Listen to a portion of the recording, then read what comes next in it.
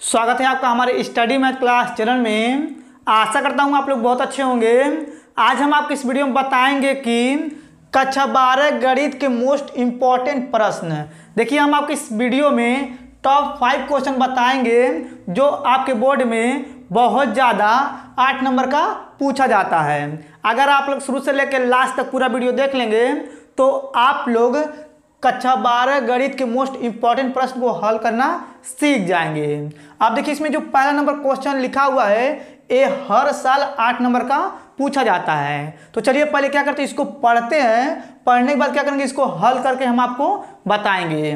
देखिए यहाँ पे लिखा हुआ है समीकरण निकाय 3x - 2y + 3z = 8 और यहाँ पे लिखा हुआ है 2x + y - z = 1 तथा 3x - 3y प्लस और यहाँ पे लिखा हुआ 2z = 4 और को अवयव विधि से हल कीजिए। ठीक है, बस आप लोग ध्यान समझिएगा। अब देखिए सबसे पहले क्या करेंगे, यहाँ पे लिखेंगे हल। ठीक, अब देखिए यहाँ पे हल लिखने के बाद ये जो दिया गया है उसको उतारेंगे तो यहाँ हो जाएगा 3x - 2y फिर प्लस यहाँ पे जाएगा 3z = 8 हो जाएगा।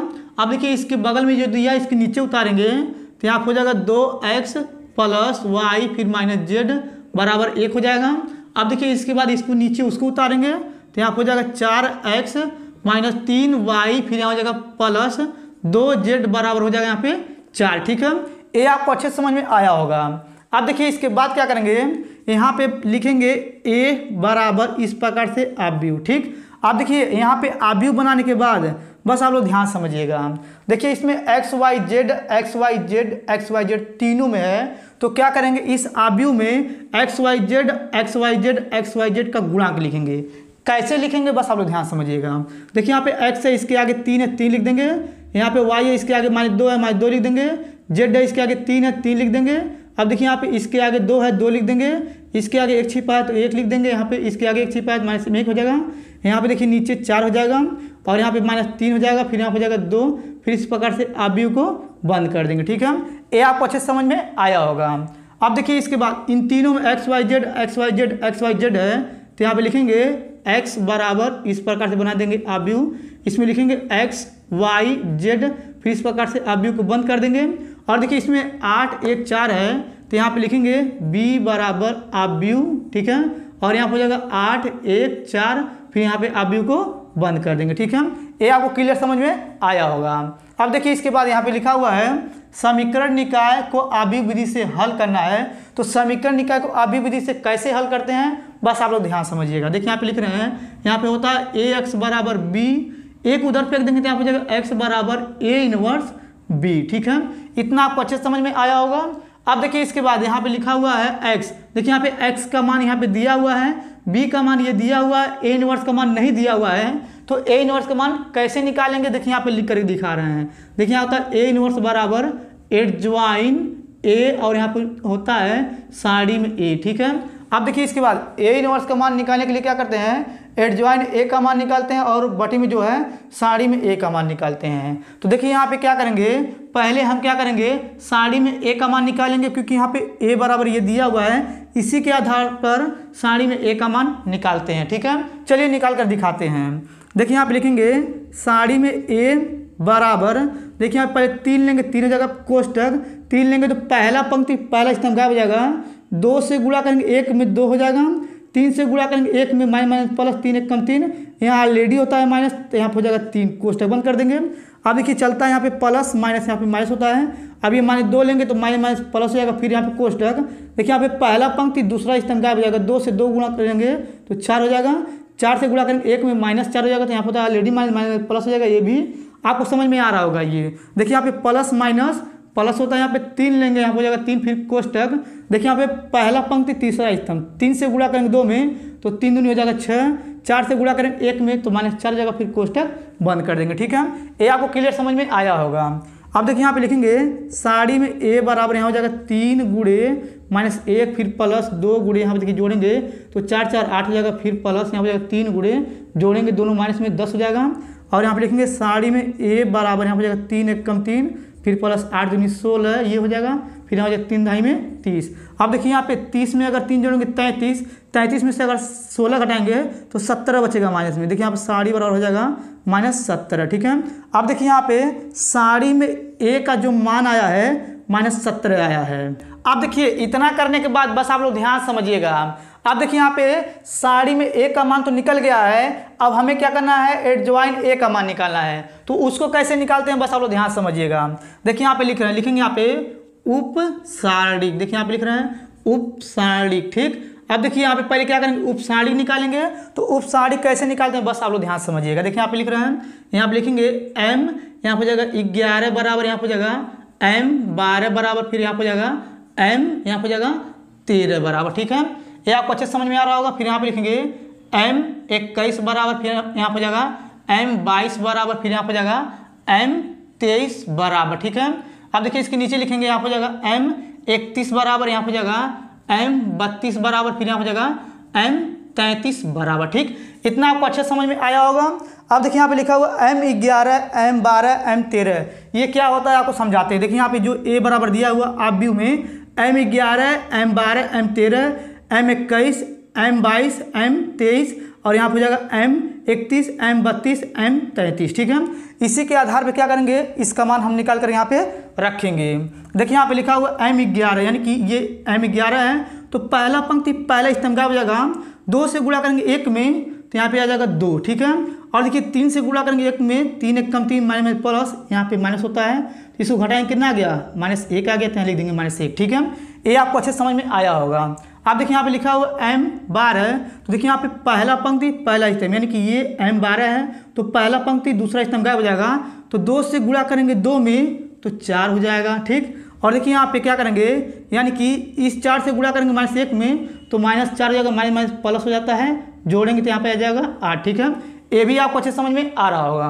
अब देखिए इसके बाद यहाँ पे लिखा हुआ m 13, यानी कि यहाँ पे पहला पंक्ति तीसरा स्तंभ गायब हो जाएगा, 3 से गुणा करेंगे 2 में तो 3 दूनी हो जाएगा यहाँ पे 6 माइनस में, और देखिए 4 से गुणा करेंगे 1 में तो यहाँ हो जाएगा -4, इसको जोड़ेंगे तो हो जाएगा -10, ठीक है। ये आपको क्लियर समझ में आ रहा होगा। अब देखिए इसके बाद यहाँ पे लिखा हुआ m 21, देखिए यहाँ पे m 21 ये है, यहाँ हो जाएगा दूसरा पंक्ति पहला स्तंभ, 2 से गुणा करेंगे 2 में तो यहाँ हो जाएगा -4, ठीक है। देखिए यहाँ पे ये गायब हो गया था, ये गायब, 2 दूनी 4, 3 3 का 9 और यहाँ पे हो जाएगा -9 तो माइनस प्लस हो जाएगा, ये यहाँ पे घटाएंगे तो 5 आ गया, ठीक। ये भी आपको अच्छे समझ में आ रहा होगा। अब देखिए यहाँ पे लिखा हुआ m 22, यानी कि यहाँ पे दूसरा पंक्ति दूसरा स्तंभ गायब हो जाएगा, तो 2 से गुणा करेंगे 3 में तो यहाँ 2 से गुणा करेंगे 3 में तो यहाँ हो जाएगा 6, ठीक है। और देखिए यहाँ पे 4 से गुणा करेंगे 3 में 4 3 12, देखिए यहाँ पे घटाएंगे तो यहाँ हो जाएगा -6, ठीक है। ये भी आपको अच्छे समझ में आ रहा होगा। अब देखिए यहाँ पे लिखा हुआ m 33, देखिए यहाँ पे दूसरा पंक्ति तीसरा स्तंभ, दूसरा पंक्ति तीसरा स्तंभ गायब हो जाएगा, 3 से गुणा करेंगे 3 में तो 3 3 का 9 हो जाएगा, 4 से गुणा करेंगे यहाँ पे 2 में 4 दूनी 8 हो जाएगा, तो माइनस प्लस यहाँ हो जाएगा 8 घटाएंगे तो -1 आ जाएगा, ठीक है। ये भी आपको अच्छे समझ में आया होगा। अब देखिए इसके बाद यहाँ पे नीचे लिखा हुआ है m 31, देखिए यहाँ पे तीसरा पंक्ति पहला स्तंभ, -1 से गुणा करेंगे -2 में माइनस प्लस 2 हो जाएगा, 1 से गुणा करेंगे 3 में तो -3 घटाएंगे तो यहाँ पे जाएगा -1, ठीक। ये भी आपको अच्छे समझ में आ रहा होगा। अब देखिए यहाँ पे लिखा हुआ m 32, यानी कि तीसरा पंक्ति दूसरा स्तंभ, -1 से गुणा करेंगे 3 में तो -3 हो जाएगा, ठीक है। यहाँ पे देखिए ये गायब हो गया था और ये गायब, ये गुणा के माइनस यानी कि 3 आ गया, इससे गुणा करेंगे 3 दूनी 6 हो जाएगा, तो यहाँ लिखेंगे यहाँ पे हो जाएगा -6, जोड़ेंगे तो -9 आ गया, ठीक है। ये भी आपको अच्छे समझ में आ रहा होगा। अब देखिए इसके बाद तीसरा पंक्ति तीसरा स्तंभ, देखिए यहाँ पे ये नीचे वाला गायब, यानी कि तीसरा पंक्ति तीसरा स्तंभ, 1 से गुणा करेंगे 3 में तो 3 हो गया यहाँ पे, ठीक है। 2 से गुणा करेंगे 2 में 2 दूनी 4 और यहाँ पे माइनस हो जाएगा प्लस, ये 4 जोड़ेंगे तो 7 आ गया, ठीक है। इतना तो आपको क्लियर समझ में आया होगा। अब देखिए इसके बाद यहाँ पे उपसारणिक लिखे थे, अब यहाँ पे लिखेंगे सखंड, देखिए यहाँ पे लिख रहे हैं सहखंड, ठीक है। अब देखिए सहखंड कैसे निकालते हैं आप लोग ध्यान समझिएगा। देखिए यहाँ पे लिख रहे हैं, तो यहाँ पे लिखेंगे a 11 बराबर, a 12 बराबर, a 13 बराबर, फिर यहाँ पे जाएगा a 21 बराबर, यहाँ पे जाएगा a 22 बराबर, a 23 बराबर, फिर यहाँ पे जाएगा a 31 बराबर, फिर यहाँ पे जाएगा a 32 बराबर, फिर यहाँ पे जाएगा a 33 बराबर, ठीक है। इतना तो आपको अच्छे समझ में आ रहा होगा। अब देखिए इसके बाद क्या करेंगे, बस आप लोग ध्यान समझिएगा। अब देखिए यहाँ पे क्या होता है, ऐसे चलता है प्लस माइनस प्लस, ऐसे चलता है, यानी कि प्लस माइनस प्लस, फिर माइनस, फिर प्लस, फिर माइनस, ऐसे चलता है, चिन्ह इसका बदलता है। देखिए यहाँ पे प्लस से गुणा करेंगे -1 में तो -1 क्या आएगा, ठीक है। यहाँ पे प्लस हो गया, यहाँ पे माइनस, प्लस में 8 है तो माइनस में 8 आ जाएगा यहाँ पे, ठीक। और देखिए यहाँ पे प्लस माइनस ये होता है प्लस, तो प्लस में 10 से गुणा करेंगे माइनस में तो -10 आएगा, तो यहाँ लिखेंगे 10, ठीक है। इतना आपको अच्छे समझ में आ रहा होगा। अब देखिए इसके बाद यहाँ पे चलेगा माइनस, तो ये आपका 5 प्लस में तो माइनस में 5 आ जाएगा, ठीक। और देखिए यहाँ पे ये हो जाएगा आपका प्लस प्लस माइनस प्लस होता है, इस प्लस माइनस माइनस हो तो 6 हो जाएगा यहाँ पे, ठीक। ये भी आपको अच्छे समझ में आ रहा होगा। अब देखिए यहाँ पे माइनस हो जाएगा, माइनस माइनस प्लस यहाँ हो जाएगा, तो यहाँ लिखेंगे 1, ठीक है। ये आपको अच्छे समझ में आ रहा होगा। अब देखिए यहाँ पे होता है प्लस, तो -1 है तो -1 का हो जाएगा। अब इसके बाद आता है माइनस, माइनस प्लस हो जाएगा, यहाँ पे हो जाएगा 9। और देखिए यहाँ पे होता है प्लस, तो यहाँ पे लिखेंगे प्लस, ठीक है। ये आपको क्लियर समझ में आया होगा, यानी कि ये प्लस होता है, ये माइनस होता है और ये प्लस होता है, फिर यहाँ पे होता है माइनस, फिर यहाँ पे होता है यानी कि प्लस, फिर यहाँ होता है माइनस, फिर यहाँ होता है यहाँ पे प्लस, फिर माइनस, फिर प्लस, इस प्रकार से चिन्ह सबका बदलते हैं, ठीक है। ये आपको क्लियर समझ में आ रहा होगा। अब देखिए इसके बाद क्या करेंगे, इस प्रकार से यहाँ पे लिखेंगे a बराबर, इस प्रकार से बना देंगे आव्यूह, और ये संख्या लिखेंगे -1 हो जाएगा, -8 हो जाएगा, फिर यहाँ पे लिखेंगे -10, फिर यहाँ पे लिखेंगे -5, फिर यहाँ पे लिखेंगे -6, फिर यहाँ हो जाएगा 1, फिर यहाँ पे लिखेंगे -1, फिर यहाँ पे हो जाएगा 9, फिर यहाँ हो जाएगा 7, फिर इस प्रकार से आव्यूह को बंद कर देंगे, ठीक है। ये आपको अच्छे समझ में आ रहा होगा। अब देखिए इसके बाद क्या करेंगे, यहाँ पे लिखेंगे यानी कि एडज्वाइन, देखिए यहाँ पे लिख रहे हैं एडज्वाइन ए, ठीक है। अब देखिए जो ए का ये मान आया है, ठीक है, अगर इसका हम परिवर्त करेंगे, इसका परिवर्त मतलब ये होता है, आप लोग ध्यान समझिएगा, यानी कि यहाँ पे हो जाएगा ए का परिवर्त, देखिए यहाँ पे ए का परिवर्त हो गया, यानी कि ये जो परिवर्त करेंगे यही आपका एडज्वाइन ए का मान है। देखिए यहाँ पे लिख रहे हैं, यानी कि पंक्ति स्तंभ, यानी कि -1 हो जाएगा, यहाँ पे ये 8 नीचे आ जाएगा, फिर यहाँ हो जाएगा -10, फिर देखिए यहाँ पे -5 ऊपर चला जाएगा, फिर यहाँ हो जाएगा -6, फिर यहाँ हो जाएगा 1, फिर यहाँ हो जाएगा -1, फिर यहाँ हो जाएगा 9, फिर यहाँ हो जाएगा 7, फिर इस प्रकार से आव्यूह को बंद कर देंगे, ठीक है। ये आपको अच्छे समझ में आ रहा होगा। अब देखिए इसके बाद यहाँ पे ये एडज्वाइन ए का मान आ गया है और यहाँ पे ये साड़ी में ए का मान आ गया है। इसी के आधार पे क्या करेंगे, यहाँ पे ए इनवर्स का मान निकालेंगे। तो देखिए यहाँ पे लिख रहे हैं, लिखेंगे यहाँ पे ए इनवर्स बराबर होता है एडज्वाइन ए, ठीक है, फिर बटे में होता है यहाँ पे यानी कि साड़ी में ए, ठीक है। इतना क्लियर समझ में आ रहा होगा आपको। अब देखिए इसके बाद एडज्वाइन ए का मान ये दिया हुआ है और साड़ी में ए का मान कितना आया था, 17 आया था, तो यहाँ पे हो जाएगा 1/17 माइनस में, ठीक है। अब देखिए यहाँ पे इस प्रकार से फिर से आव्यूह बनाएंगे और ये संख्या लिखेंगे -1, -5, फिर यहाँ जाएगा -1, फिर यहाँ पे लिखेंगे -8, फिर -6, फिर यहाँ हो जाएगा 9, फिर यहाँ हो जाएगा -10, फिर यहाँ हो जाएगा 1, फिर यहाँ हो जाएगा 7, फिर इस प्रकार से आव्यूह को बंद कर देंगे, ठीक है। ये आपको क्लियर समझ में आ रहा होगा। देखिए यहाँ पे ए इनवर्स का मान ये आ गया यहाँ पे, ठीक। अब देखिए इसके बाद क्या करना है हमें, यानी कि इसका ये मान निकालना है, ठीक है। तो क्या करेंगे, यहाँ पे लिख रहे हैं, चलिए यहाँ पे लिख देते हैं हम। देखिए यहाँ पे लिखेंगे x बराबर होता है यहाँ पे यानी कि a इनवर्स b, ठीक है। देखिए यहाँ पे ये फार्मूला लिखे हुए हैं। अब इसके बाद क्या करेंगे, अगर इसके नीचे हल करेंगे तो आपको नहीं दिखेगा, तो चलिए सबसे पहले क्या करते हैं, इधर का मिटा देते हैं। इधर का मिटाने के बाद क्या करेंगे, इसमें यानी कि x के स्थान पे यानी कि इसको रखेंगे, b के स्थान पे इसको रखेंगे, a इनवर्स के स्थान पे इसको रखेंगे, तब उसके आगे इधर हल करेंगे।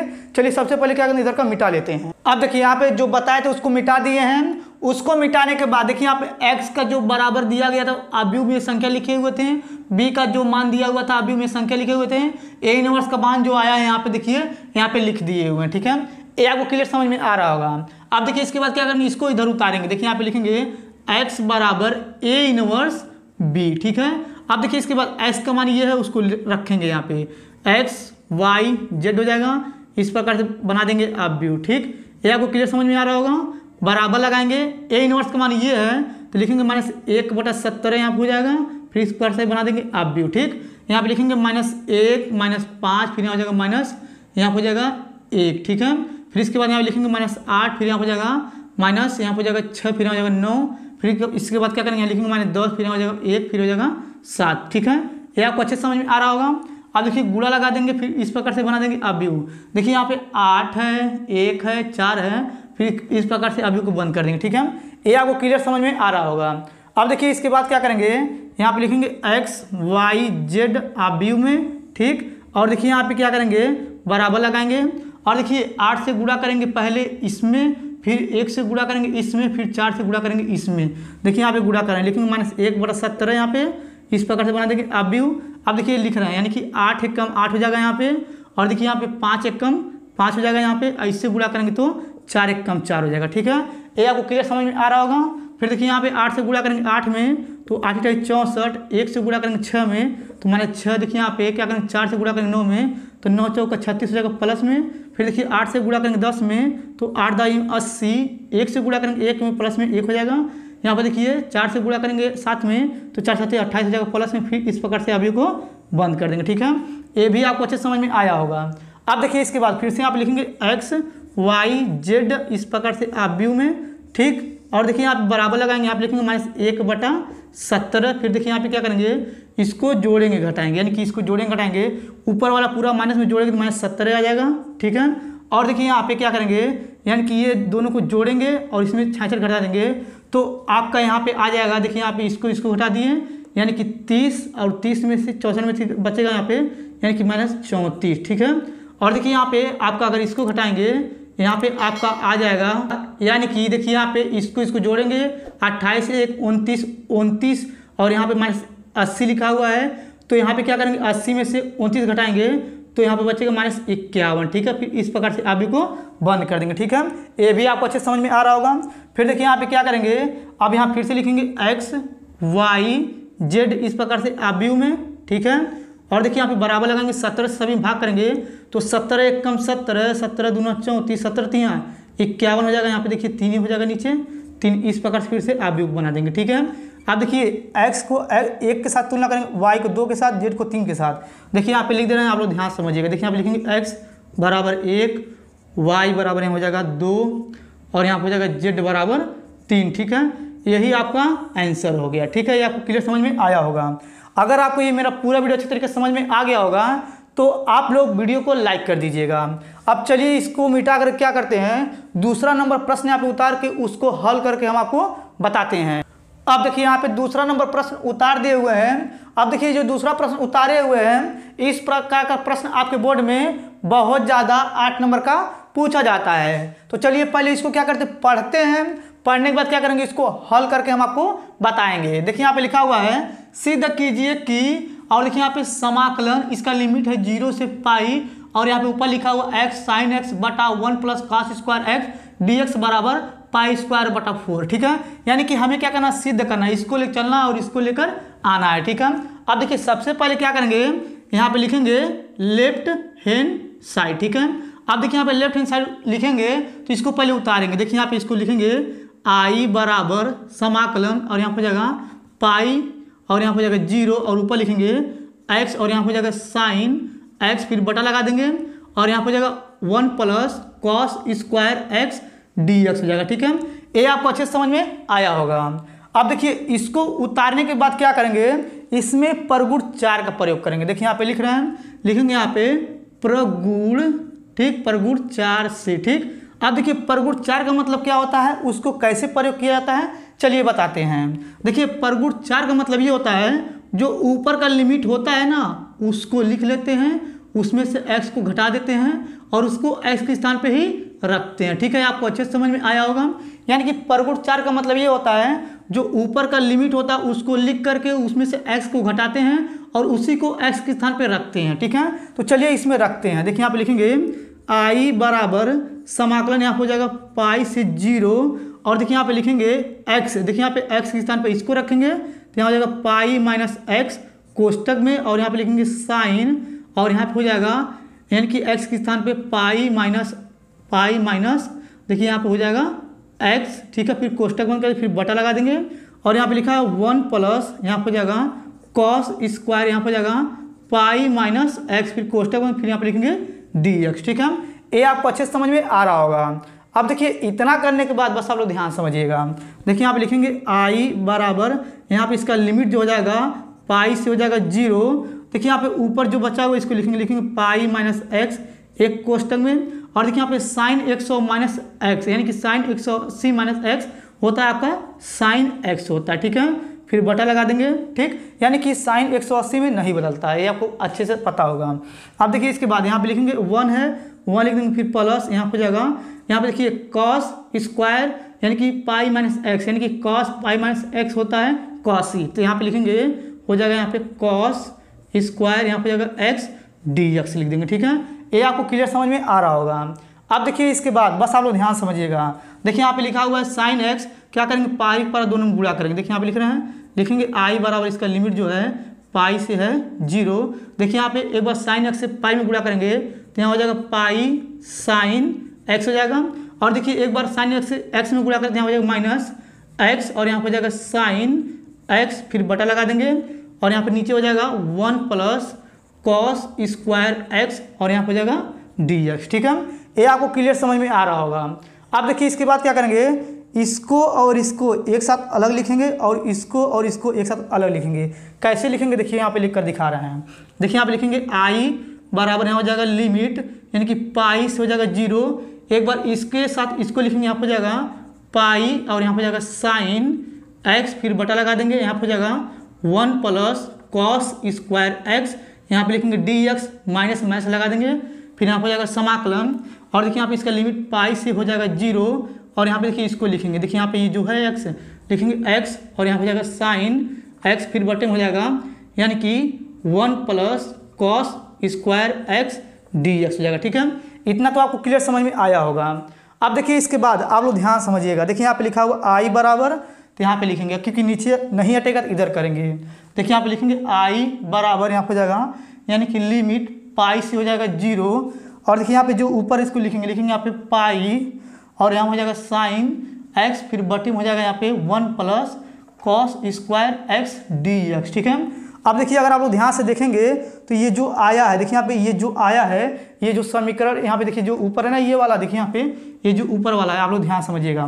देखिए ये जो आया है, ये जो ऊपर वाला आई बराबर ये है ना, देखिए अगर ध्यान से देखेंगे तो वही चीज़ है, यानी कि इसके स्थान पे क्या रखेंगे आई रख सकते हैं। तो देखिए यहाँ पे लिखेंगे यानी कि यहाँ पे माइनस है, माइनस लिखेंगे फिर यहाँ हो जाएगा आई। ठीक, ये आपको क्लियर समझ में आया होगा। माइनस को इधर फेंक देंगे तो यहाँ हो जाएगा यानी कि 1i प्लस 1i, क्योंकि माइनस में फेंकेंगे प्लस में आ जाएगा, फिर बराबर हो जाएगा यहाँ पे लिमिट पाई से हो जाएगा 0, और यहाँ पे लिखेंगे पाई और यहाँ पे हो जाएगा साइन एक्स, फिर बटे में हो जाएगा यहाँ पे 1 plus cos square x dx हो जाएगा। ठीक है, ये भी आपको अच्छे समझ में आया होगा। अब देखिए इसके बाद यहाँ पे नीचे वाला लिखा हुआ है कॉस स्क्वायर एक्स, क्या करेंगे इसको t मानेंगे। देखिए यहाँ पे लिखेंगे माना, देखिए यहाँ पे लिखेंगे माना कॉस एक्स बराबर हो जाएगा t। ठीक है, इसका अवकलन करेंगे तो यहाँ पे हो जाएगा माइनस साइन एक्स dx, यहाँ पे जाएगा बराबर dt, माइनस को उधर फेंक देंगे तो यहाँ हो जाएगा यानी कि साइन एक्स dx बराबर हो जाएगा माइनस dt। ये आपको अच्छे समझ में आ रहा होगा। अब देखिए इतना करने के बाद बस आप लोग ध्यान समझिएगा। अब देखिए यहाँ पे 1i 2i हो जाएगा, तो यहाँ पे लिखेंगे यहाँ पे हो जाएगा 2i, फिर यहाँ हो जाएगा समाकलन। ठीक है, इस प्रकार समाकलन बना देंगे। बस आप लोग ध्यान समझिएगा। देखिए आप जिसको t माने हैं क्या करेंगे, इसी में यानी कि x के स्थान पे एक बार पाई रखेंगे और एक बार x के स्थान पे 0 रखेंगे, क्योंकि इसका लिमिट अब चेंज होगा। जिसको t माने हैं उसी के आधार पर क्या करेंगे, इसका लिमिट चेंज कर लेंगे। तो कैसे करेंगे बस आप लोग ध्यान समझिए। देखिए यहाँ पे ये है ना, इसको माने थे cos x बराबर यहाँ पे 30। देखिए यहाँ पे क्या करेंगे, अगर हम यहाँ पे x के स्थान पे पाई रखेंगे तो यहाँ हो जाएगा cos पाई बराबर हो जाएगा t। तो cos पाई का मान होता है यानी कि यहाँ हो जाएगा -1, फिर बराबर हो जाएगा यहाँ पे t। ठीक है, इतना तो आपको अच्छे समझ में आ रहा होगा। अब देखिए इसके बाद यहाँ पे क्या करेंगे, अगर एक बार x के स्थान पे 0 रखेंगे तो यहाँ पे इसका जो आ जाएगा एक बार t का मान 1 आ जाएगा, बराबर t हो जाएगा। ये आपको क्लियर समझ में आ रहा होगा, यानी कि इसका लिमिट चेंज हो जाएगा, यहाँ हो जाएगा -1, यहाँ हो जाएगा 1। ठीक है, इतना तो आपको क्लियर समझ में आया होगा। अब देखिए इसके बाद बस आप लोग ध्यान समझिएगा। अब देखिए यहाँ पे लिखा हुआ है यानी कि यानी कि यहाँ पे लिखा हुआ है यानी कि साइन एक्स dx। देखिए यहाँ पे साइन एक्स dx, इसके स्थान में क्या रखेंगे dt, तो यहाँ पे हो जाएगा माइनस, यहाँ पे हो जाएगा पाई है तो पाई लिख देंगे, और यहाँ पे हो जाएगा dt, फिर बटा लगा देंगे, 1 है तो 1 लिख देंगे, प्लस है। और देखिए काश को क्या माने थे, यानी कि काश एक्स को t माने थे, तो यहाँ पे हो जाएगा t स्क्वायर। ठीक है, ये भी आपको अच्छे समझ में आ रहा होगा। अब देखिए इसके बाद क्या करेंगे, ये माइनस पाई जो है इसको बाहर फेंक देंगे। देखिए यहाँ पे बाहर लिखेंगे, और देखिए यहाँ पे लिखेंगे आई बराबर इस 2 से उसमें भाग कर देंगे, यहाँ हो जाएगा माइनस पाई और बटे में हो जाएगा 2, यानी कि माइनस पाई को बाहर लिए 2 से उसमें भाग कर दिए, फिर यहाँ हो जाएगा इसका लिमिट जो हो जाएगा -1 से यानी कि 1। ठीक, अब देखिए ऊपर बचा है 1 बटा यहाँ हो जाएगा 1 प्लस टी स्क्वायर और dt यहाँ लिख देंगे। ठीक है, अब देखिए अगर इसके नीचे हल करेंगे तो आपको नहीं दिखेगा, तो चलिए क्या करते हैं, इधर का मिटा करके इसके आगे इधर हल करके हम आपको बताते हैं। चलिए सबसे पहले इधर का मिटा लेते हैं। अब देखिए यहाँ पे जो बताए थे उसको मिटा दिए हैं। उसको मिटाने के बाद चलिए इसके आगे इधर बताते हैं, बस आप लोग ध्यान समझिएगा। देखिए यहाँ पे लिखा हुआ आई, तो यहाँ पे लिखेंगे आई बराबर यहाँ हो जाएगा -π/2 हो जाएगा, ठीक है।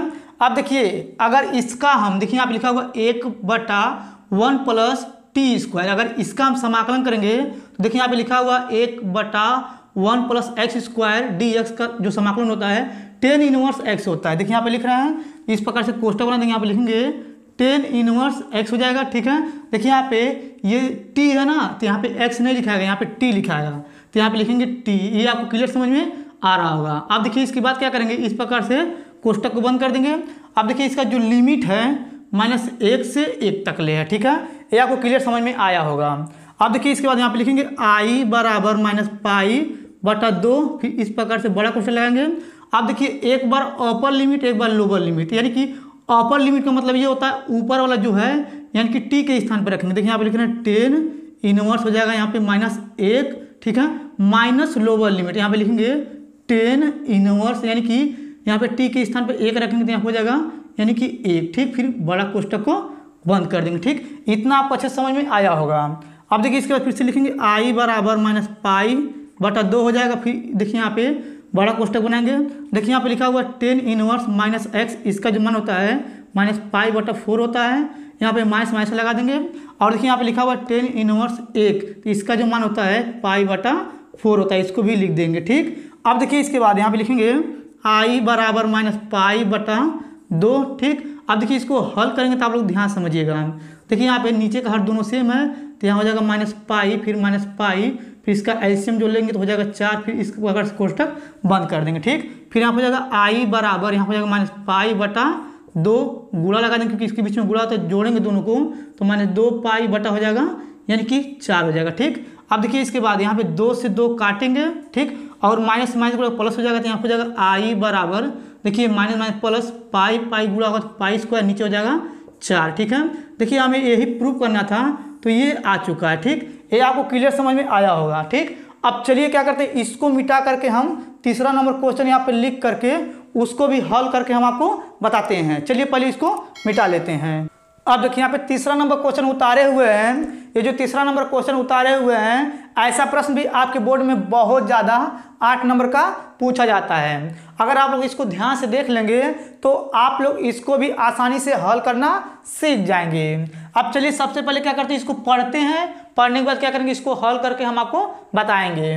देखिए यहाँ पे लिखा हुआ है रेखाओं x+1 बटा यहाँ पे 7, फिर बराबर x+1 बटा -6, फिर बराबर z+1 बटा 1 और x-3 बटा 1, फिर बराबर y-5 बटा -2, फिर बराबर यहाँ पे z-7 बटा 1 के बीच की न्यूनतम दूरी ज्ञात कीजिए।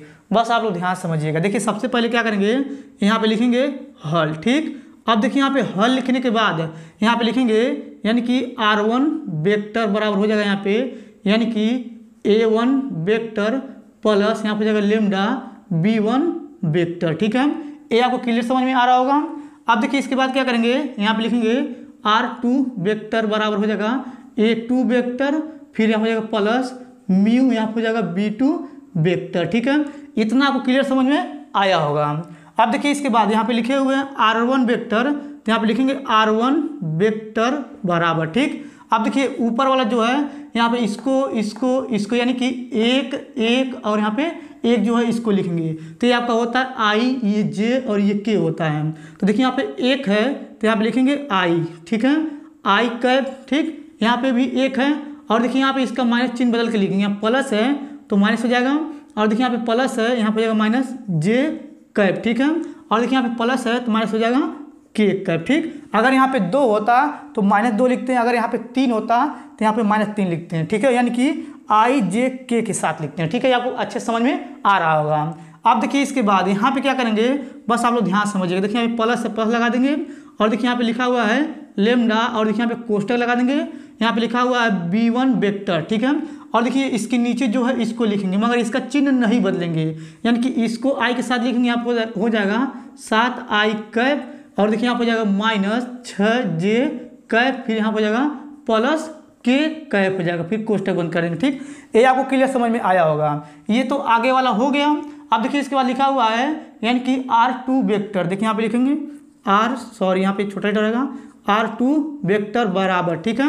अब देखिए इसके बाद आप लोग ध्यान समझिएगा, ये जो ऊपर वाला है ये I J K, ठीक है, यानी कि यहाँ पे क्या करेंगे, ये माइनस में प्लस, माइनस में प्लस, माइनस में प्लस, यानी कि चिन्ह बदल कर लेंगे। देखिए यहाँ पे हो जाएगा 3I का प्लस में, फिर यहाँ हो जाएगा प्लस 5J का प्लस में हो जाएगा प्लस 7K कैप हो जाएगा, ठीक। फिर देखिए यहाँ पे क्या है आपका, यानी कि यहाँ पे प्लस है, प्लस लगा देंगे, यहाँ पे लिखेंगे म्यू, फिर कोष्टक, और देखिए यहाँ पे क्या करेंगे, इसके नीचे वाला लिखेंगे तो मगर इसका चिन्ह नहीं बदलेंगे, तो ये हो जाएगा आई, तो यहाँ लिखेंगे आई, ठीक है, और यहाँ हो जाएगा यानी कि -2J कैप, फिर यहाँ हो जाएगा प्लस K कैप, ठीक है।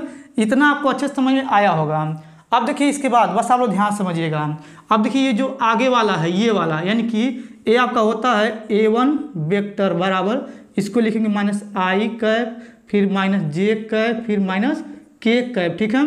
अब देखिए इसके बाद ये जो पीछे वाला ये है, ये लेमडा किधर वाला, इसको लिखेंगे B1 वेक्टर बराबर, इसको लिखेंगे 7I कैप, फिर -6, यहाँ पर हो जाएगा J कैप, फिर प्लस K कैप हो जाएगा, ठीक है।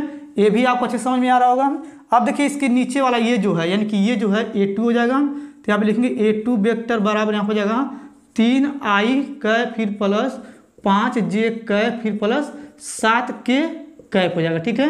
ये भी आपको अच्छे समझ में आ रहा होगा। अब देखिए म्यू के इधर जो है इसको लिखेंगे B2 बराबर, यहाँ हो जाएगा, यहाँ पे हो जाएगा I कैप, ठीक, फिर -2J कैप, फिर प्लस K कैप हो जाएगा, ठीक है। अब देखिए इतना करने के बाद बस आप लोग ध्यान समझिएगा।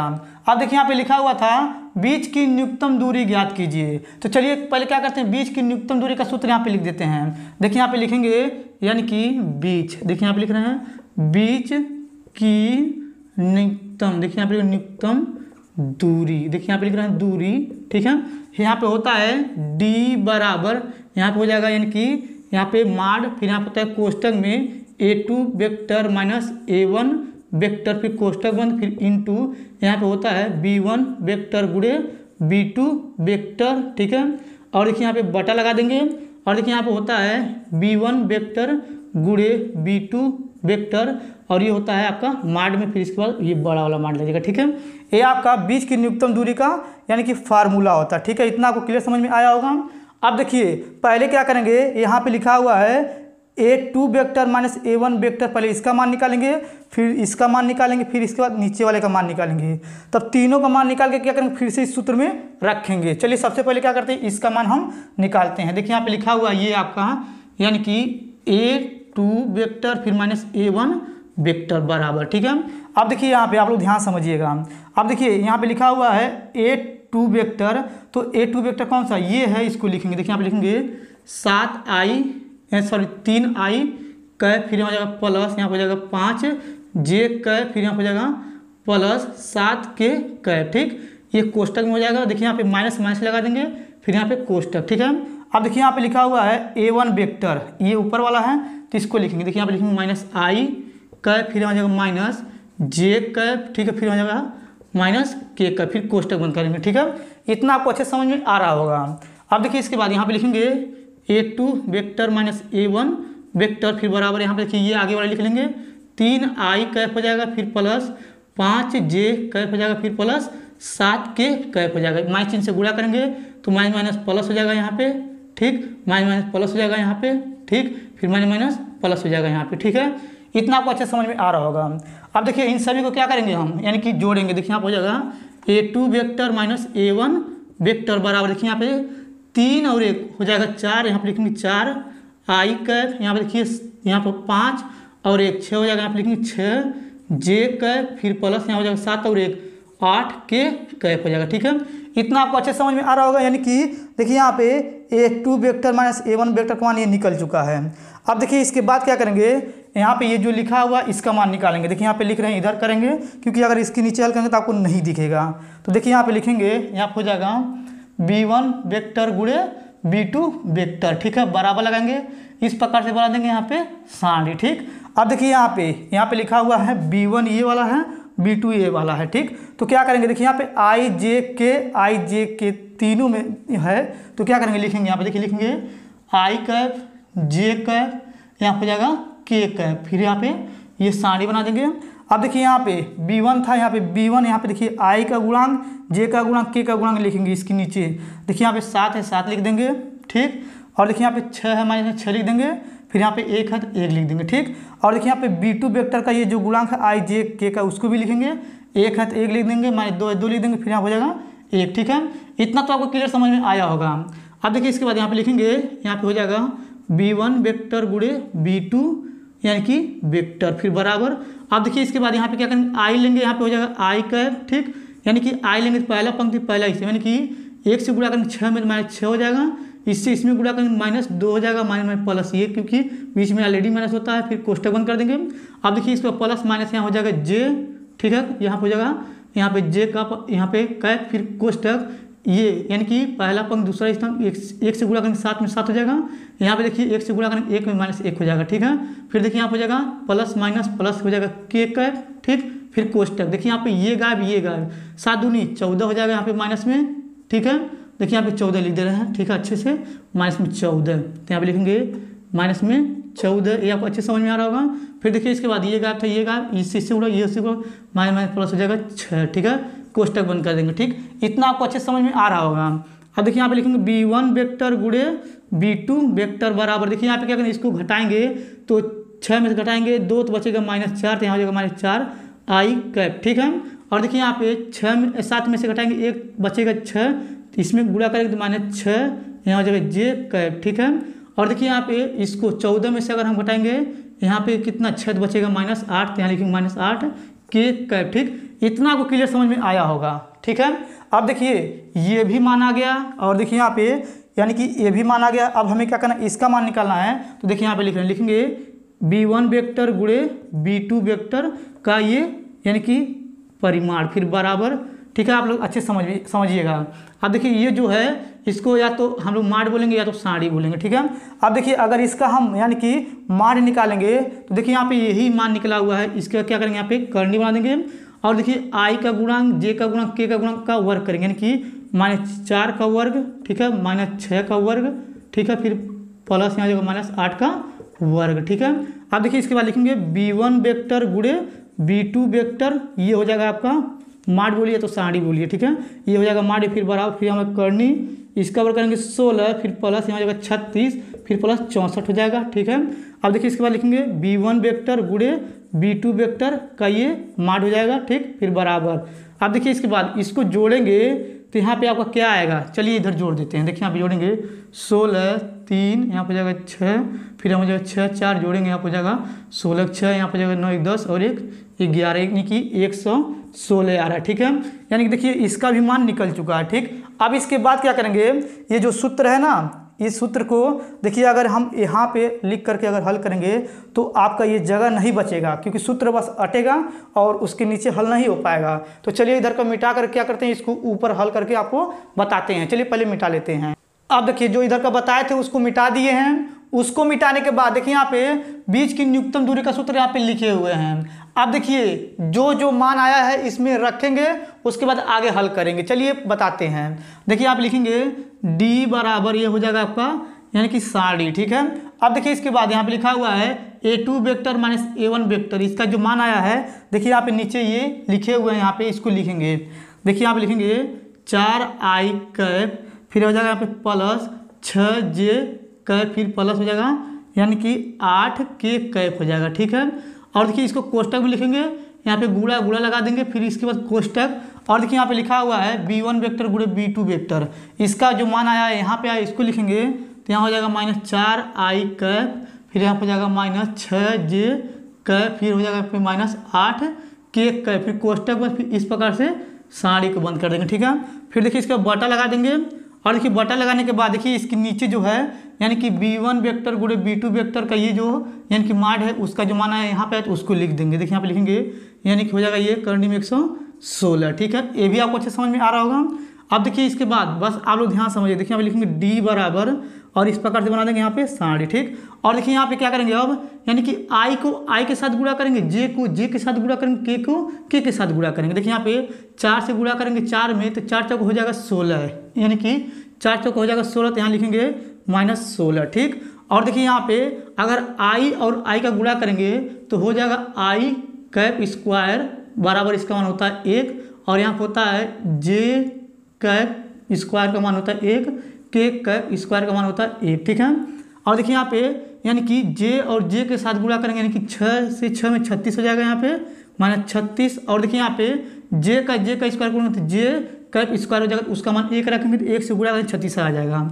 और देखिए 8 से 8 में गुणा करें 8 × 64 हो जाएगा यहाँ पे के और के कैप यानी कि के कैप गुणा करें के कैप स्क्वायर हो जाएगा, उसका मान 1 होता है तो गुणा करेंगे तो 64 ही आएगा। फिर बटा लगा देंगे और देखिए आप लिखेंगे करनी में 116, इस प्रकार से साड़ी को बंद कर देंगे, ठीक। इतना आपको अच्छे समझ में आ रहा होगा। अब देखिए इसके बाद क्या करेंगे, यहाँ पे लिखेंगे डी बराबर और देखिए ऊपर वाला जोड़ेंगे यानी कि पूरा ऊपर वाला जोड़ेंगे तो यहाँ पे आ जाएगा -116, फिर बटे हो जाएगा करनी में यानी कि 116, फिर इस प्रकार से यानी कि साड़ी को बंद कर देंगे, ठीक। अब देखिए इसके बाद फिर से क्या करेंगे, यहाँ पे डी बराबर लिखेंगे, इसको देखिए यहाँ पे जो साड़ी इसको हटाएंगे यहाँ पे हो जाएगा यानी कि माइनस हट जाएगा, ये हो जाएगा प्लस में 116, फिर बटे हो जाएगा करनी में यानी कि 116, ठीक। देखिए ये जो यहाँ पे ये जो है इसको साड़ी भी बोल सकते हैं या तो माड बोल सकते हैं। देखिए हम साड़ी और माड दोनों बोल रहे हैं, इससे कोई फर्क नहीं पड़ेगा, ठीक है। अब देखिए इसके बाद फिर से क्या करना है, लिखेंगे डी बराबर, देखिए यहाँ पे ये जो 16 लिखा हुआ है 100, इसको लिख सकते हैं करनी में 116 गुणे करनी में 116, फिर यहाँ पे देखिए बटा लगा देंगे, नीचे लिखा हुआ करनी में 116, ठीक। यानी कि करनी में 116 से 116 में गुणा करेंगे तो करनी हट जाएगा तो 116 आएगा, ये आपको समझ में आ रहा होगा। अब देखिए ये करनी में 116 करनी में 116 कट जाएगा, ठीक है। और देखिए यहाँ पे क्या करेंगे, इसको मिटा दे रहे हैं, ठीक। अब देखिए इसके बाद क्या करेंगे, यहाँ पे लिखेंगे डी बराबर यहाँ हो जाएगा करनी में 116, ठीक। अब देखिए इसके बाद क्या करेंगे, यहाँ पे लिखेंगे डी बराबर, इसको क्या करेंगे हम बाहर निकालेंगे, तो कैसे निकालेंगे देखिए आप लोग, इसको लिखेंगे 2 गुणे 2 और यहाँ पे जाएगा गुणे में 29, ठीक है। अब देखिए दो संख्या यानी कि इन तीनों का गुणा कर देंगे तो 116 आ जाएगा। देखिए यहाँ पे करनी में दो संख्या सेम आ रहा है तो 80 बाहर आ जाएगा, तो यहाँ पे लिख सकते हैं हम लोग यानी कि डी बराबर 2 करनी में 29 वर्ग इकाई। देखिए यहाँ पे हो जाएगा वर्ग इकाई, ठीक। यही आपका आंसर हो गया, ठीक है। ये आपको अच्छे समझ में आ गया होगा। अब चलिए इसको मिटा कर क्या करते हैं, चौथा क्वेश्चन यहाँ पे लिख करके उसको हल करके हम आपको बताते हैं। चलिए सबसे पहले इसको मिटा लेते हैं। अब देखिए यहाँ पे चौथा नंबर क्वेश्चन उतारे हुए हैं। ऐसा प्रश्न भी आपके बोर्ड में बहुत ज़्यादा 8 नंबर का पूछा जाता है। अब चलिए क्या करते हैं, पहले इसको पढ़ते हैं, पढ़ने के बाद क्या करेंगे, इसको हल करके हम आपको बताएंगे। देखिए यहाँ पे लिखा हुआ है यदि y बराबर x उसके power x cos x plus यहाँ पे लिखा हुआ है x स्क्वायर प्लस 1 बटा x स्क्वायर माइनस 1, तब dy बाई डी एक्स का मान ज्ञात कीजिए, ठीक है। बस आप लोग ध्यान समझिएगा। अब देखिए क्या करेंगे, सबसे पहले यहाँ पे लिखेंगे हल, ठीक। अब देखिए यहाँ पे हल लिखने के पहले इसको उतारेंगे तो यहाँ लिखेंगे y बराबर x और इसके पावर x cos x, फिर आप लिखेंगे प्लस यहाँ पे हो जाएगा x स्क्वायर प्लस 1, फिर बटे में हो जाएगा यहाँ पे x स्क्वायर माइनस 1, ठीक है। इतना आपको अच्छे समझ में आ रहा होगा। अब देखिए इसके बाद क्या करेंगे, यहाँ पे लिखेंगे माना, ठीक है। देखिए यहाँ पे लिखेंगे माना, ये जो है इसको u मानेंगे। देखिए यहाँ पे लिखेंगे u बराबर x और इसके पावर x cos x, ठीक है। और देखिए इसके बाद क्या करेंगे, यहाँ पे लिखेंगे v बराबर, इसको मानेंगे v, ठीक है। तो यहाँ पे हो जाएगा x स्क्वायर प्लस 1, फिर बटा लगा देंगे, यहाँ पे जाएगा x स्क्वायर माइनस 1, ठीक है। इतना आपको अच्छे समझ में आ रहा होगा। देखिए इसको समीकरण 1 मानेंगे, इसको समीकरण नंबर 2 मानेंगे, ठीक। अब देखिए यानी कि इसके स्थान पर u रखेंगे और इसके स्थान पे v रखेंगे। तो देखिए यहाँ पे इसमें रखेंगे, लिखेंगे y बराबर यहाँ पर हो जाएगा u प्लस v हो जाएगा, ठीक है। अब देखिए इसका अवकलन करेंगे तो लिखेंगे x के सापेक्ष अवकलन करने पे इसका अवकलन करते यहाँ पर हो जाएगा dy बाई डी एक्स बराबर यहाँ हो जाएगा du बटा dx प्लस dv बटा हो जाएगा dx, ठीक। इसको समीकरण नंबर 3 मान लेंगे, ठीक है। इतना आपको क्लियर समझ में आया होगा, ठीक। इतना करने के बाद अब देखिए इसके बाद क्या करेंगे, पहले हम समीकरण 1 को लेकर हल करेंगे। देखिए यहाँ पे लिख रहे हैं हम, लिखेंगे समीकरण, देखिए यहाँ पे लिख रहे हैं समीकरण 1 को, देखिए यहाँ पे लिख रहे हैं समीकरण 1 को हल करने पर, ठीक। अब देखिए यहाँ पे समीकरण 1 यही है तो इसको लिखेंगे तो यहाँ पे हो जाएगा u बराबर यहाँ पे जाएगा x और इसके पावर x cos x हो जाएगा, ठीक है। इतना आपको क्लियर समझ में आ रहा होगा। अब देखिए इसके बाद क्या करेंगे, दोनों पक्षों में लॉग लेंगे। देखिए यहाँ पे लिख रहे हैं, लिखेंगे दोनों पक्षों में लॉग लेने पर। ठीक है, अब देखिए इसमें लॉग लेंगे तो हो जाएगा लॉग u हो जाएगा, फिर बराबर यहाँ पे लॉग लेंगे तो यहाँ पे हो जाएगा लॉग और यहाँ पे हो जाएगा x और इसके पावर हो जाएगा x cos x हो जाएगा। ठीक है, इतना क्लियर आपको समझ में आ रहा होगा। अब देखिए इसके बाद इसको ऐसे लिखेंगे, देखिए यहाँ पे लिखेंगे लॉग u फिर बराबर ये जो देखिए पावर है ये आगे आ जाएगा, यानी कि लॉग x पावर x का जो फार्मूला होता है, जो x होता है वो आगे आ जाता है। देखिए यहाँ पे लिखेंगे x यहाँ पे हो जाएगा cos x, यहाँ पे हो जाएगा log और x हो जाएगा। ठीक है, इतना आपको क्लियर समझ में आ रहा होगा। अब देखिए इसके बाद ये आपका पूरा जो हो जाएगा पहला हो जाएगा और ये आपका दूसरा हो जाएगा। ठीक है, अब देखिए इसके बाद क्या करेंगे, इसको x के सापेक्ष अवकलन करेंगे। देखिए यहाँ पे लिख रहे हैं, लिखेंगे x के सापेक्ष, देखिए यहाँ पे लिख रहे हैं x के सापेक्ष अवकलन।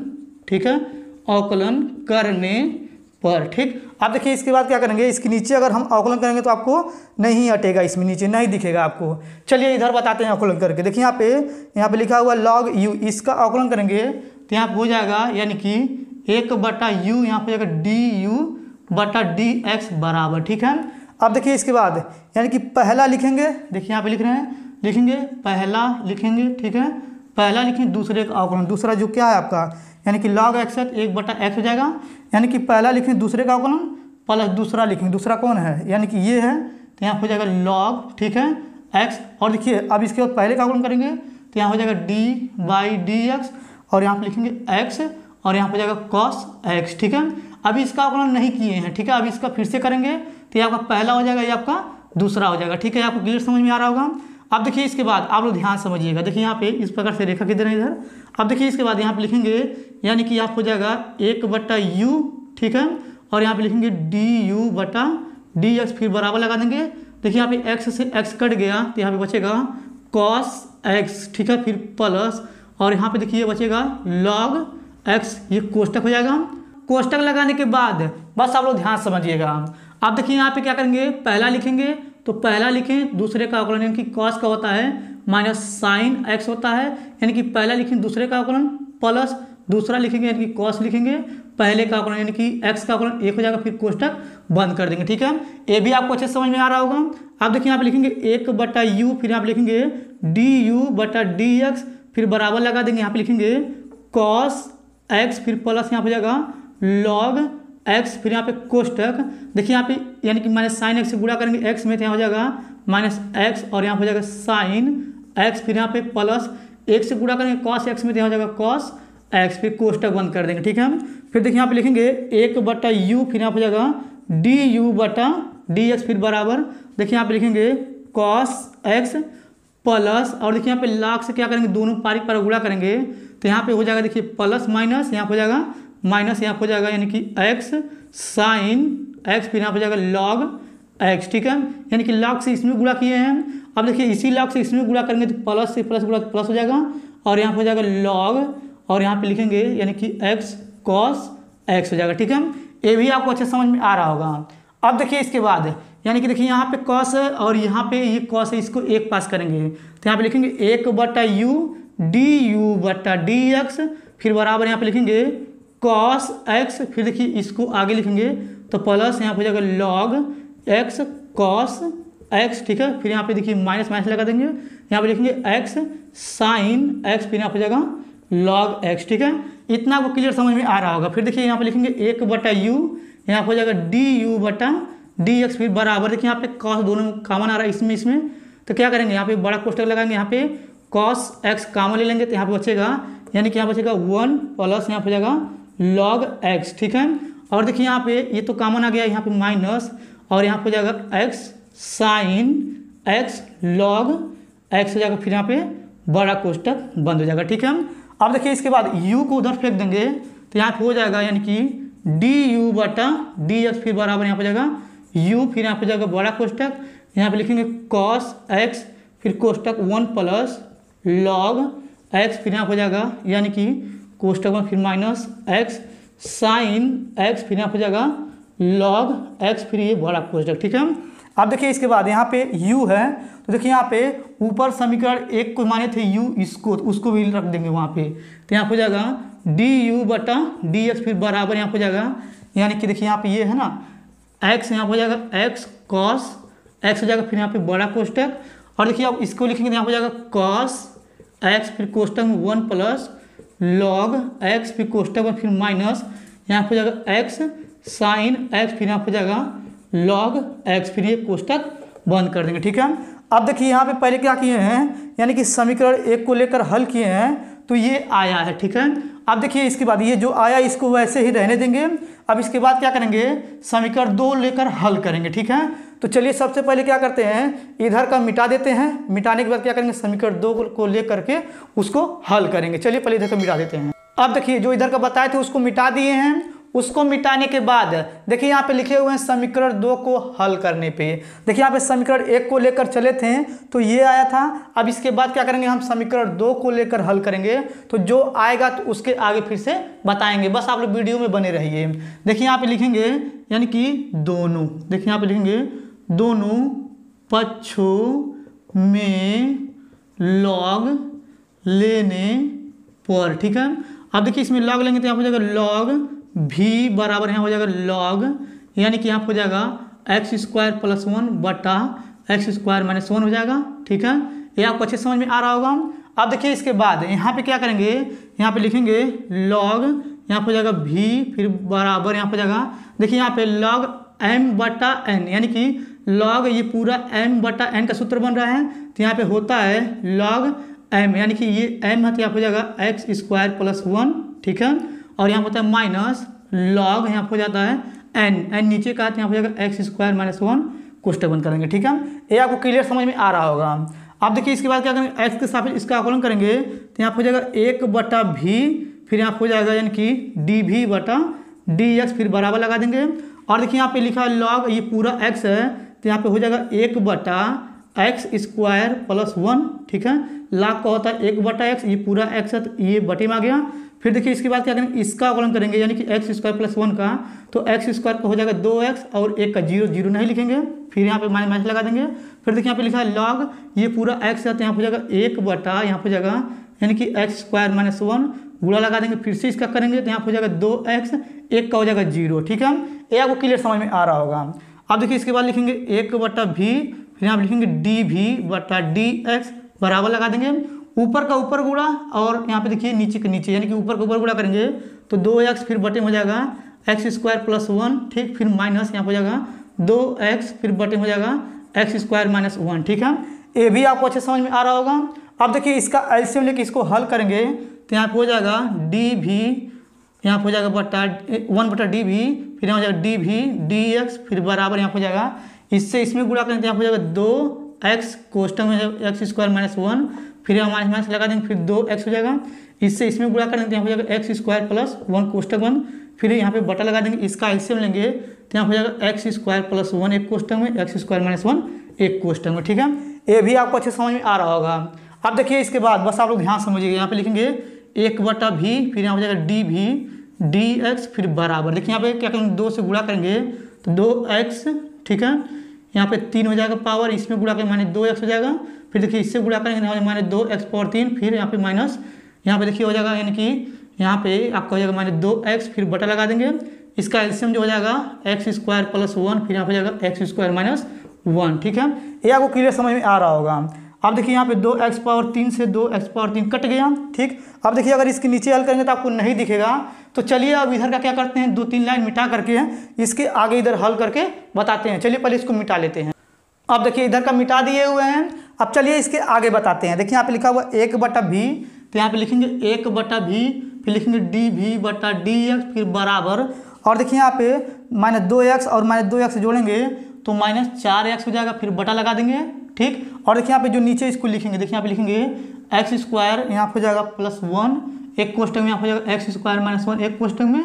ठीक है, ये आपको क्लियर समझ में आ रहा होगा। देखिए यहाँ पे भी को क्या करेंगे, उधर गुणा कर देंगे तो यहाँ हो जाएगा डी भी बटा डी एक्स, फिर बराबर यहाँ हो जाएगा भी, फिर इसके बाद यहाँ पे देखिए बड़ा कोष्टक बनाएंगे, यहाँ हो जाएगा 4x माइनस, फिर बटा लगा देंगे, यहाँ हो जाएगा एक्स स्क्वायर प्लस 1 एक कोष्टक में, फिर यहाँ लिखेंगे एक्स स्क्वायर माइनस 1 एक कोष्टक में, फिर यहाँ पे यहाँ पे हो जाएगा बड़ा कोष्टक बंद हो जाएगा। ठीक है, अब देखिए यहाँ पे भी का मान जो यानी कि देखिए यहाँ पे भी का क्या है था, यानी कि दूसरा समीकरण जो लिखे थे भी बराबर ये था, तो उसको रखेंगे। देखिए यहाँ पे लिखेंगे डी वी बटा डी एक्स फिर बराबर यहाँ पे हो जाएगा यानी कि एक्स स्क्वायर प्लस 1 बटे में हो जाएगा एक्स स्क्वायर माइनस 1। फिर देखिए यहाँ पे क्या गुणा लगा देंगे, इसको लिखेंगे तो माइनस 4x फिर बटे में हो जाएगा यहाँ पे एक्स स्क्वायर प्लस 1 एक कोष्टक में, फिर यहाँ हो जाएगा एक्स स्क्वायर माइनस 1 एक कोष्टक में। ठीक है, ये आपको अच्छे समझ में आ रहा होगा। अब देखिए यहाँ पे एक्स स्क्वायर प्लस 1 कट गया। ठीक है, अब देखिए आप लोग ध्यान से समझिएगा बस। अब देखिए इसके बाद यहाँ पे लिखेंगे डी वी बटा डी एक्स फिर बराबर लगा देंगे। अब देखिए इसके बाद ये ऊपर जो है यानी कि माइनस 4x लिखा जाएगा, फिर बटा लगा देंगे, नीचे का दोनों का गुणा करेंगे, दोनों सेम है तो यहाँ हो जाएगा एक्स स्क्वायर माइनस 1 और इसका होल स्क्वायर हो जाएगा। ठीक है, तो देखिए यहाँ पे ये डी वी बटा डी एक्स का भी मान निकल चुका है। देखिए यहाँ पे इसका मान और इसका मान ये निकल चुका है। तो अब हम क्या करेंगे, चलिए इधर का मिटा करके इन दोनों के मान को इसमें रखते हैं, यानी कि अभी आगे बताएंगे तो आपको समझ में आएगा। चलिए पहले इसको मिटा लेते हैं। अब देखिए यहाँ पे थोड़ा सा नीचे मिटाए हुए हैं। अब देखिए इधर का इतना क्यों मिटाए हुए हैं, क्योंकि अगर डी वी बटा डी एक्स और डी यू बटा डी एक्स का मान रखेंगे तो नहीं हटेगा, इसीलिए क्या कि ये पूरा इधर का मिटा दिए हैं तो आराम से हट जाएगा। अब देखिए यहाँ पे लिख रहे हैं, लिखेंगे यहाँ पे यानी कि समीकरण, देखिए यहाँ पे लिख रहे हैं समीकरण यानी कि 3, देखिए यहाँ पे लिखेंगे समीकरण 3 में, ठीक, यहाँ पे लिखेंगे डी यू बटा डी एक्स व डी वी बटा डी एक्स का मान रखने पर। ठीक है, अब देखिए इसके बाद समीकरण 3 का पहले यहाँ पे लिखेंगे। देखिए यहाँ पे समीकरण 3 आपका था डी यू बटा डी एक्स फिर बराबर, और यहाँ पे था यानी कि डी यू बटा d x plus d v बटा डी एक्स, यही था ना। अब देखिए इसके बाद यानी कि डी यू बटा डी एक्स का मान ये आया तो उसको रखेंगे, और डी वी बटा डी एक्स का जो मान आया था ये उसको रखेंगे। तो देखिए इधर लिखेंगे, पहले लिखेंगे यहाँ हो जाएगा d y by d x फिर बराबर, देखिए इसके स्थान पर ये पूरा रखेंगे। देखिए आप लिखेंगे एक्स और इसके पार हो जाएगा एक्स कॉस एक्स हो जाएगा। ठीक है, यहाँ पे जाएगा बड़ा कोष्टक, और देखिए यहाँ पे लिखेंगे कॉस एक्स फिर कोष्टक में हो जाएगा 1 प्लस यहाँ पे जाएगा लॉग एक्स फिर कोष्टक में फिर माइनस, और यहाँ पे जाएगा एक्स साइन एक्स। ठीक है, फिर यहाँ पे जाएगा लॉग एक्स। ठीक, अब देखिए इसके बाद यहाँ पे ये कोष्टक बंद कर देंगे, फिर प्लस लगा देंगे, और देखिए प्लस इसलिए लगाएं क्योंकि यहाँ पे प्लस था, डी वी बटा डी एक्स का मान रखेंगे। तो देखिए यहाँ पे डी वी बटा डी एक्स का मान ये वाला है, तो यहाँ हो जाएगा यानी कि माइनस प्लस यहाँ हो जाएगा माइनस, यहाँ हो जाएगा 4x फिर बटे में आप हो जाएगा यानी कि एक्स स्क्वायर माइनस 1। ठीक है, और इसका होल स्क्वायर। ठीक है, इतना को क्लियर समझ में आया होगा, यही आपका आंसर हो गया। ठीक, अगर आपको ये पूरा वीडियो ये अच्छे समझ में आया होगा तो आप लोग वीडियो को लाइक जरूर कर दीजिए। अब चलिए इसको मिटा कर क्या करते हैं, 5वां नंबर क्वेश्चन लिख करके उसको हल करके हम आपको बताते हैं। चलिए सबसे पहले इसको मिटा लेते हैं। अब देखिए यहाँ पे 5वां नंबर क्वेश्चन जो उतारे हुए हैं, ए वाला प्रश्न आपके बोर्ड में हर साल 8 नंबर का पूछा जाता है, तो आप लोग इसको ध्यान से समझिएगा। चलिए सबसे पहले क्या करते हैं, इसको पढ़ते हैं, पढ़ने के बाद क्या करेंगे, इसको हल करके हम आपको बताएंगे। देखिए यहाँ पे लिखा हुआ है परबल है वाई स्क्वायर बराबर 4ax और उसकी नाभि लंब से घिरे क्षेत्र का क्षेत्रफल ज्ञात कीजिए। ठीक है, बस आप लोग ध्यान समझिएगा। देखिए यहाँ पे लिखा हुआ है वाई स्क्वायर बराबर 4ax और यहाँ पे लिखा उसकी नाभि लंब से घिरे क्षेत्र का क्षेत्रफल ज्ञात करना। ठीक है, तो चलिए सबसे पहले क्या करते हैं, यहाँ पे चित्र बना देते हैं जो नाभि लंब से घिरा क्षेत्रफल होता है उसका, तब उसके आगे आपको हल करके हम बताएंगे, तब आपको अच्छे समझ में आ जाएगा। चलिए पहले यहाँ पे चित्र बना लेते हैं। अब देखिए यहाँ पे चित्र ये बना दिए हुए हैं। अब चित्र ये जो बनाए हैं, चलिए इसको पूरा बनाते हैं क्योंकि ये सही से नहीं बनाए हैं। अब चलिए बनाते हैं, बस आप लोग ध्यान समझिएगा। देखिए यहाँ पे लिखा हुआ था परवलय वाई स्क्वायर बराबर 4ax और उसकी नाभि लंब से घिरे क्षेत्र का क्षेत्रफल। देखिए इसका जो नाभि लंब होगा ये वाला होगा। ठीक है, यहाँ से ये चल रहा है जो ये आपका नाभि लंब होगा। ठीक है, आपको अच्छे समझ में आ रहा होगा ये। और देखिए ये यहाँ से और यहाँ तक यानी कि इसको P मानेंगे और इसको P डैश मानेंगे, और ये आपको पता होगा कि ये आपका यानी कि 0 0 होता है। ठीक है, और इसको O मान लेंगे। ठीक, ये आपको क्लियर समझ में आ रहा होगा। अब देखिए इसके बाद ये जो लिखा हुआ है वाई स्क्वायर बराबर 4ax है, तो इसको लिखेंगे वाई स्क्वायर बराबर यहाँ हो जाएगा यानी कि 4ax। ठीक है, ये आपको क्लियर समझ में आ रहा होगा। अब देखिए इसके बाद बस आप लोग ध्यान से देखेंगे तो आपको समझ में आ जाएगा। अब देखिए यहाँ पे क्या करें, पहले इसको लेकर हल करेंगे। देखिए यहाँ पे लिखेंगे हल। ठीक, अब देखिए यहाँ पे हल लिखने के बाद यहाँ पे लिखेंगे वाई स्क्वायर बराबर हो जाएगा यहाँ पे 4ax। अब इसका क्या करेंगे, ये जो स्क्वायर है उधर फेंक देंगे तो यहाँ पे हो जाएगा वाई बराबर यहाँ पे करनी में हो जाएगा यहाँ पे 4ax हो जाएगा। और देखिए फिर से लिखेंगे वाई बराबर यहाँ पे करनी में हो जाएगा यहाँ पे 2 गुणे 2 गुणे a गुणे x हो जाएगा, ठीक है। अब देखिए यहाँ पे 2 यानी कि 2 और 2 से मारा तो बाहर आ जाएगा करनी से, y बराबर हो जाएगा 2 करनी में यहाँ पे हो जाएगा ax, ठीक है। ए आपको क्लियर समझ में आया होगा। अब देखिए इसके बाद यहाँ पे लिखेंगे, यहाँ पे हम जानते हैं परवलय है, देखिए यहाँ पे लिखेंगे परवलय, ठीक है, परवलय के, ठीक है, लिखेंगे यहाँ पे परवलय के नाभिलंब, देखिए यहाँ पे लिखेंगे नाभिलंब, ठीक, नाभिलंब का समीकरण, ठीक है, क्या होता है आप लोग ध्यान समझिएगा। देखिए यहाँ पे लिखा हुआ है परवलय के नाभिलंब का समीकरण जो होता है यानी कि x बराबर a होता है, ठीक है। a आपको क्लियर समझ में आ रहा होगा, यानी कि जो x है उसके स्थान पर a रख सकते हैं, यानी कि देखिए ये आपका जाता है, यानी कि ये जा रहा है x के इधर, देखिए यहाँ पे 0 से इधर जा रहा है x, तो यहाँ पे क्या लिखेंगे, यानी कि लिखेंगे यहाँ पे a और यहाँ पे हो जाएगा 0, ठीक है। a आपको क्लियर समझ में आ रहा होगा। अब देखिए इसके बाद क्या करना है हमें, यानी कि ये वाला देखिए यहाँ पे ये ऊपर वाला ये जो घिरा हुआ क्षेत्र है और ये नीचे वाला जो घिरा हुआ क्षेत्र है, इसी का हमें क्या करना है, क्षेत्रफल ज्ञात करना है। तो बस आप लोग ध्यान समझिएगा।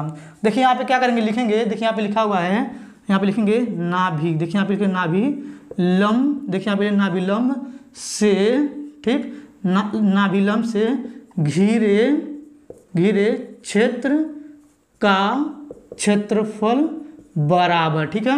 अब देखिए इसके बाद बस आप लोग ध्यान समझिएगा।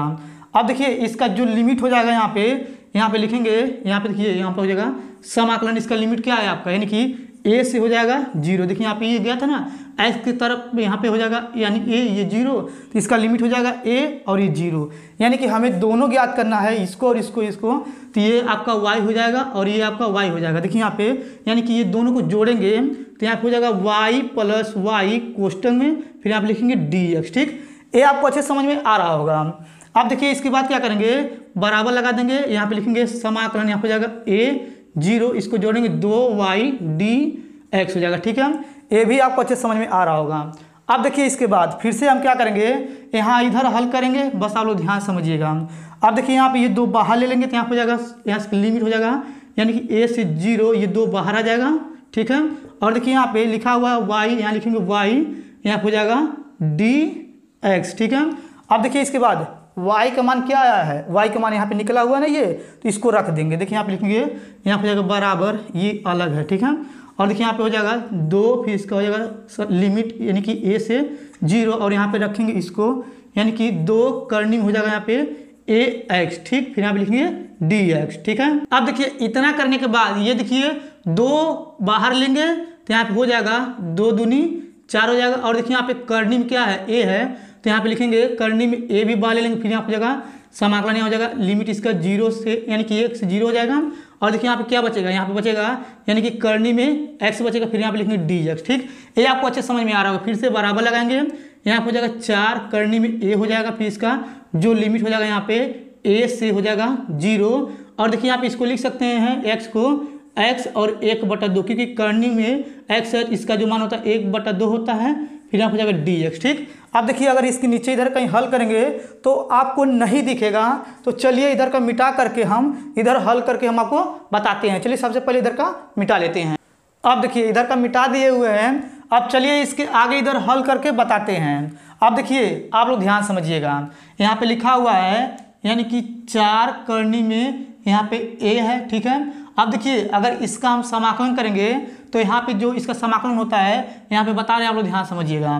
देखिए यहाँ पे लिखा हुआ x पे पावर 1/2, तो क्या होता है जब इसका समाकलन करते हैं इसमें 1 जुड़ता है, कैसे जुड़ता है आप लोग ध्यान समझिएगा। देखिए यहाँ पे लिखेंगे x और इस पर हो जाएगा 1/2 प्लस 1 हो जाएगा, फिर बटा लगा देंगे, यहाँ पे भी 1/2 प्लस 1 हो जाएगा, ठीक है। फिर इसके बाद यहाँ पे बड़ा कोष्टक हो जाएगा, ठीक।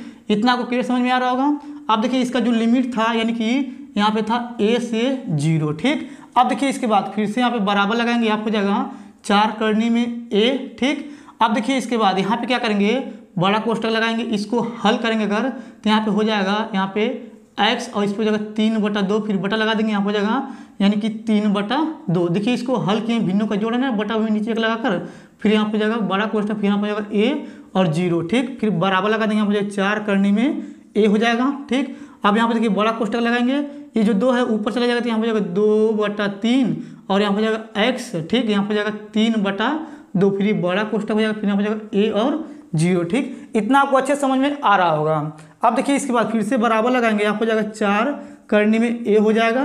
अब देखिए इसके बाद एक बार अपर लिमिट यानी कि x के स्थान पे a रखेंगे और एक बार x के स्थान पे 0 रखेंगे। देखिए यहाँ पे रख रहे हैं यानी कि हो जाएगा यहाँ पे 2/3 गुणे, देखिए यहाँ पे x के स्थान पे a रख रहे हैं तो यहाँ पे हो जाएगा a और यहाँ पे जाएगा 3/2, ये अपर लिमिट हो गया।